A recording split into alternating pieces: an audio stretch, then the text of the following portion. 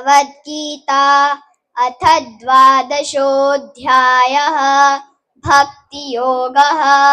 अर्जुन उवाच एवं सततयुक्ता ये भक्तास्त्वां पर्युपासते ये चाप्यक्षरमव्यक्तं तेषां के योगवित्तमाः।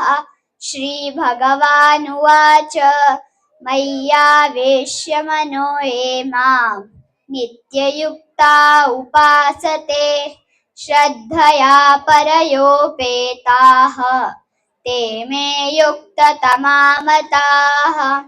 ये त्वक्षरमनिर्देश्यम् अव्यक्तं पर्युपासते सर्वत्र गमचिन्त्यं च कूटस्थमचलं ध्रुवं सन्नियम्येन्द्रियग्रामं सर्वत्र समबुद्धयः ते प्राप्नुवन्ति मामेव सर्वभूतहिते रताः।